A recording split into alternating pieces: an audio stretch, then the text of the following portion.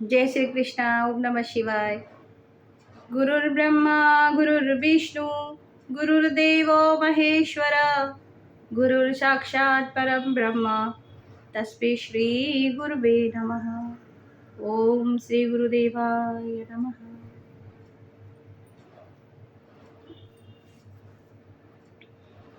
हमारा ज्ञान विज्ञान योग नामक 7वां अध्याय चल रहा था और 24 श्लोक हो चुके थे उसके। तो भगवान कहते हैं कि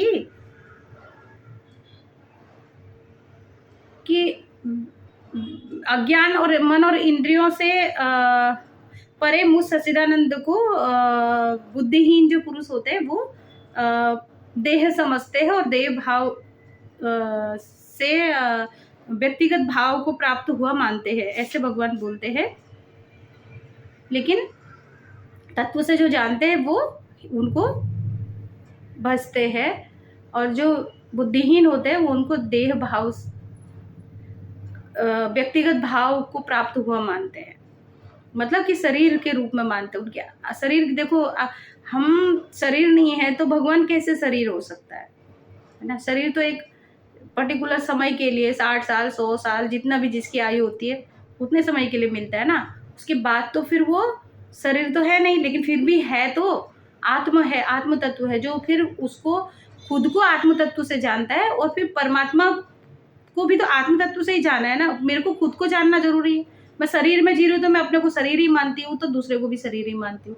मैं कैसे पहचान पाऊंगी कोई अवतार है, कोई गुरु श्रेष्ठ है या कोई गुरु स्वयं परमात्मा का स्वरूप है? कैसे मुझे पता चलेगा? जब मैं खुद अपने आत्म तत्व को जानूंगी तभी मैं उनको भी पहचान पाऊंगी। यही है तत्व से जानना। नाहम प्रकाश सर्वस्य योग माया समावृत मूढ़ो अयम नाभिजानाति लोको मामज मव्ययम। भगवान कहते हैं अपनी योग माया से छिपा हुआ है ना। तो ये सब क्यों है? योग माया के कारण छुपा हुआ है सब, है ना। माया है, माया ने पूरे संसार को मोहित किया हुआ है। वाकई में एक हमारी आत्मा है, एक हमारा शरीर है। इसके बीच में क्या है? मन बुद्धि चित्त अहंकार। अभी बताया था ना, मन बुद्धि अहंकार। तो ये माया से प्रभावित होता है ये पूरा जो भाग है। तो इन दोनों के बीच में और इन दोनों ये क्या करता है? शरीर को ही सब कुछ मानता है, तो माया। और जब ये इसको ज्ञान हो जाए, मन बुद्धि, मन को एहसास हो जाए, बुद्धि विवेकशील हो और अहंकार सात्विक हो, तो क्या हो जाएगा? परमात्मा को, आत्मा की जानकारी मिलेगी, आत्मा के साथ एक हो जाएगा। नहीं तो ऐसे ही छुपा हुआ है। भगवान ने बोला कि माया, योग माया के कारण छुपा हुआ। मैं प्रत्यक्ष, सबके प्रत्यक्ष नहीं होता, नहीं दिखाई देता। इसलिए यह ज्ञानी जन समुदाय मुझ जन्म रहित अविनाशी परमेश्वर को नहीं जानता, मुझे शरीर मानता है। अर्थात मुझ में जन्मने मरने वाला समझता है, मुझको जन्मने मरने वाला समझता है ना। मुझको जन्मने मरने वाला समझता है, यानी शरीर को। जन्म कौन लेता है? जन्म तो शरीर का होता है, मृत्यु भी शरीर की होती है। आत्मा तो उसके बीच में बस विद्यमान रहता है। वो पहले भी था, जन्म से पहले भी था और मृत्यु के बाद भी रहेगा। इस बीच में फिर शरीर में उसके कारण जो शरीर का जन्म हुआ और फिर उसी शरीर की मृत्यु भी हुई। शरीर मरा और शरीर ही जन्म हुआ, है ना। आत्मा गर्भ के अंदर उसमें भी थी, आत्मा जन्म जब नहीं गर्भ में आया था तब भी थी और जब मृत्यु हो गई तब भी है। तो शरीर मरता है, आत्मा तो कभी मरती नहीं है। उसे जन्म मृत्यु मरने वाला समझा। इसीलिए तो हम अज्ञानी है, इसीलिए तो हम ये सोचते हैं कि हमारा जन्म हुआ, हमारी मृत्यु हुई। हमारी जन्म और हमारी मृत्यु कैसे हो सकती है? हम जब अपने को आत्म स्वरूप में जानेंगे तो मृत्यु कैसे हो सकती? भाई मैं जन्म से पहले भी थी, माँ के गर्भ में आई तब भी थी और उसके बाद मैंने जब धरती पर जन्म लिया तब भी थी, वो मर जाऊंगी तब भी रहूंगी।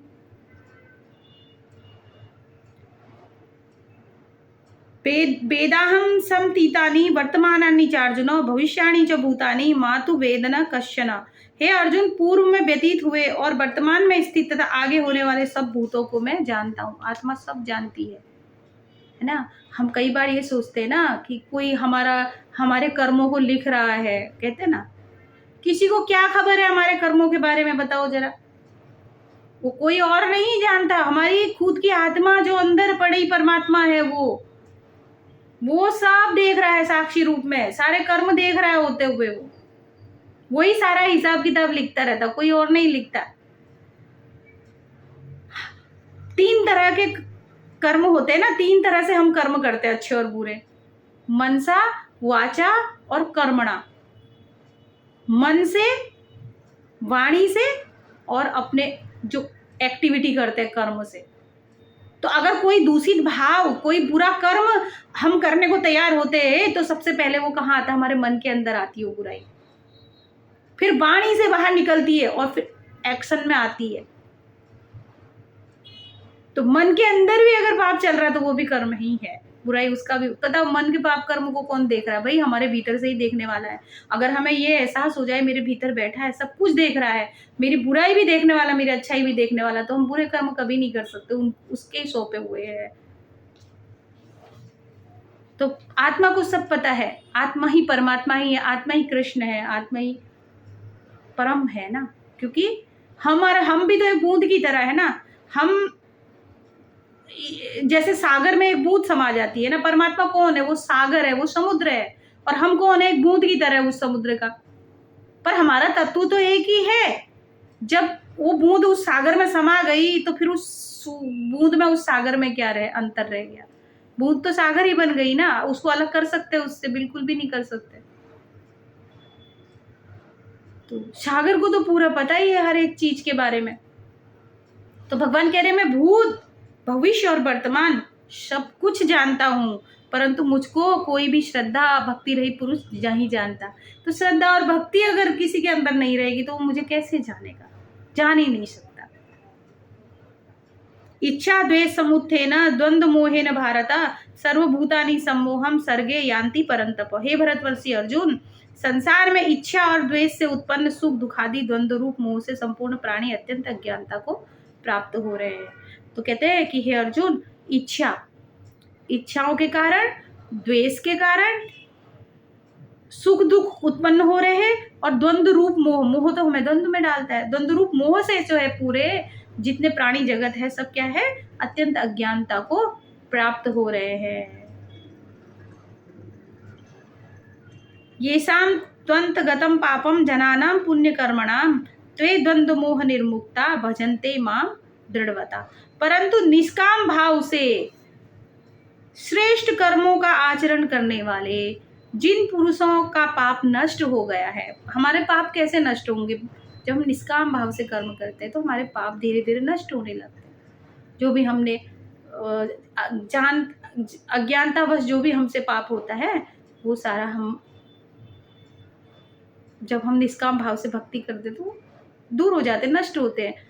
वे राग द्वेष जनित द्वंद्व रूप मोह से मुक्त है ना, दृढ़ निश्चयी भक्त मुझको सब प्रकार से भजते हैं। अभी एक बार वो भक्त को भक्ति में और ज्ञान में, एक भक्त के अंदर ज्ञान होगा ही होगा। अगर मेरी भक्ति श्रद्धा है, दृढ़ है, मेरी एक एक भाव के साथ में भगवान के साथ में एक लगन है, उसके साथ में जुड़ी हुई है, एक ही भाव में स्थित है, उसको ही भजन कर रही है, तो मेरे अंदर ज्ञान भी होना संभव है। यानी हर व्यक्ति के अंदर अगर जिसकी भक्ति सच्ची होती है, जिसकी निष्ठा सच्ची होती है, जो वाकई में भक्त होता है, उसके अंदर ज्ञान तो होगा ही होगा। भक्ति और ज्ञान अलग अलग नहीं है। भक्ति से ज्ञान की प्राप्ति होती है। जरा मरण मोक्षाय मामाश्रित्य तन्तिये ते ब्रह्म तद्विदु कृतस्नम मध्यात्मम कर्म चाखिलम। जो मेरे शरण होकर जरा और मरण से छूटने के लिए यत्न करते हैं, वे पुरुष उस ब्रह्म को, संपूर्ण अध्यात्म को, संपूर्ण कर्म को जानते हैं।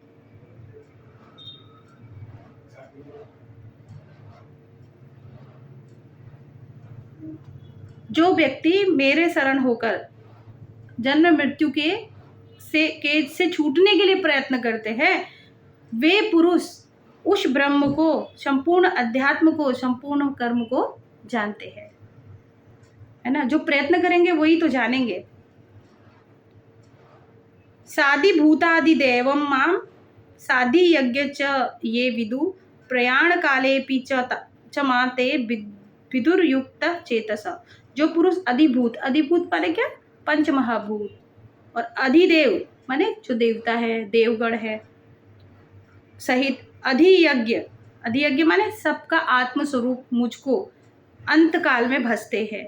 अधिदेव जिसकी भी आप पूजा करते हो, देवता जो गण होते हैं, और जो अधिभूत पंच महाभूत है ना, और अधियज्ञ के सहित ये आत्म के सबके आत्म स्वरूप का मुझे समझकर, है ना, मुझे ज्ञानी प्रबुद्ध जो ज्ञानी होता है, मुझे अंतकाल में भी भसते हैं। वे युक्त चित्त वाले पुरुष मुझे जानते हैं, अर्थात प्राप्त हो जाते हैं। जो मुझे जानेगा वो मुझे प्राप्त हो ही जाएगा, जो मुझे जानेगा वो मुझे ही प्राप्त होगा। भगवान कहते हैं कि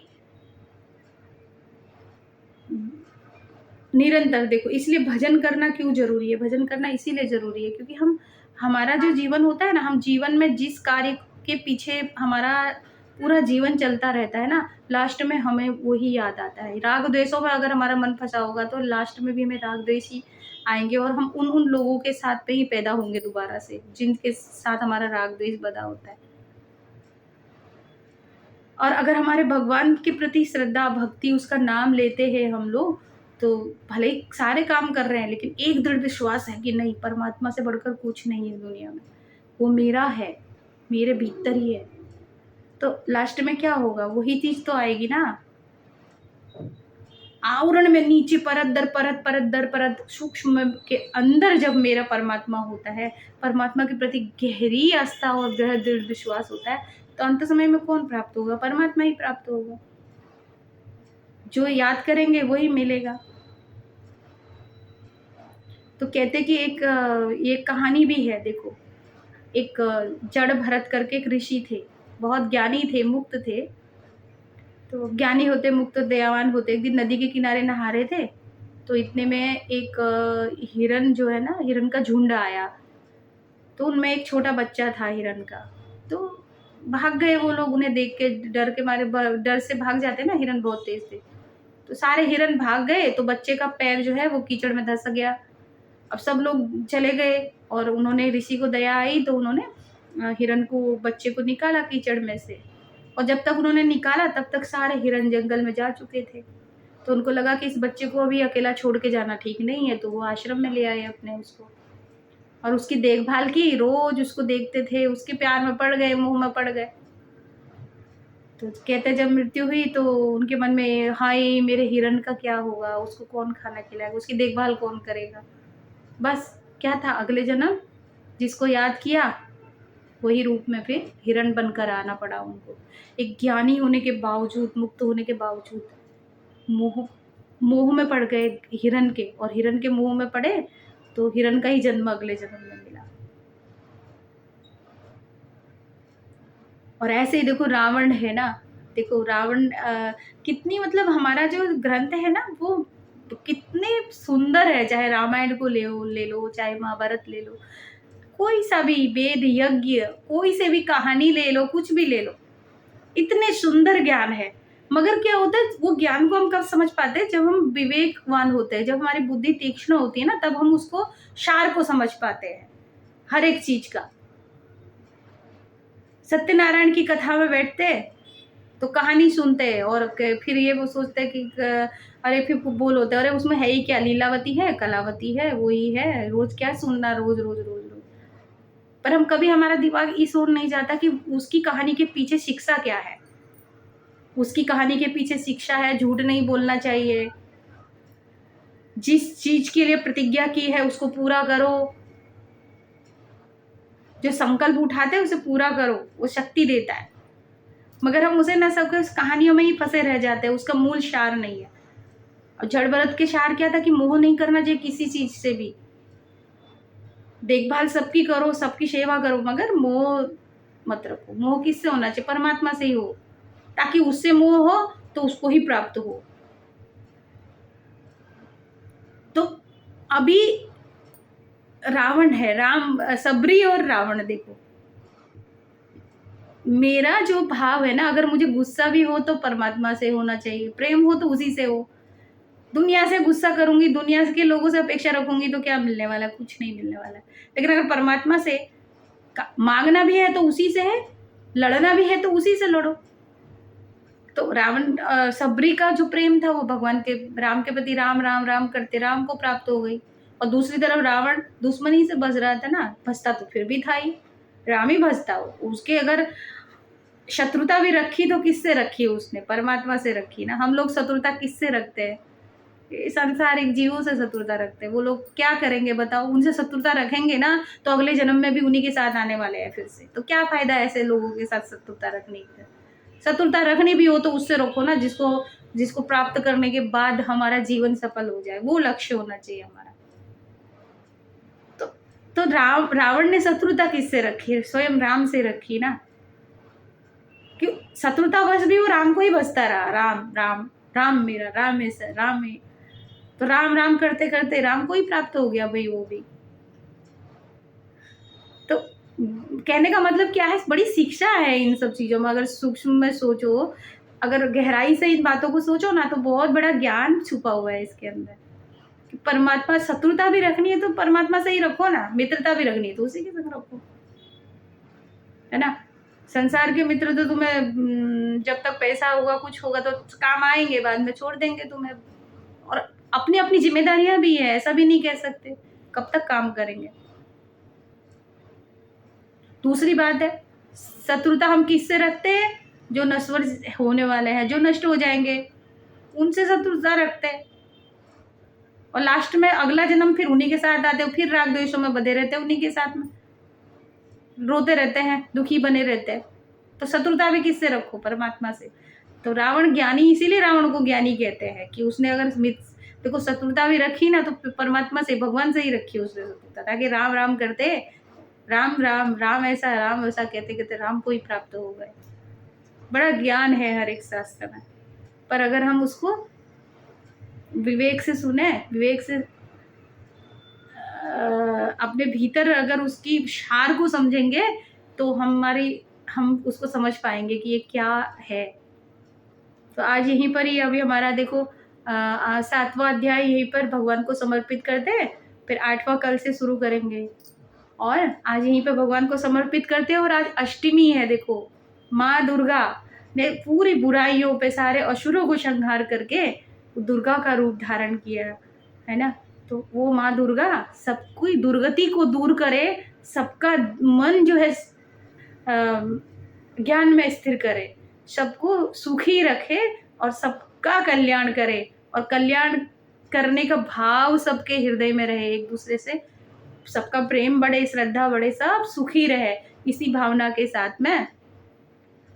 श्री कृष्ण गोविंद हरे मुरारे, हे नाथ नारायण वासुदेव, हे नाथ नारायण वासुदेव, हे नाथ नारायण वासुदेव। जय श्री कृष्ण।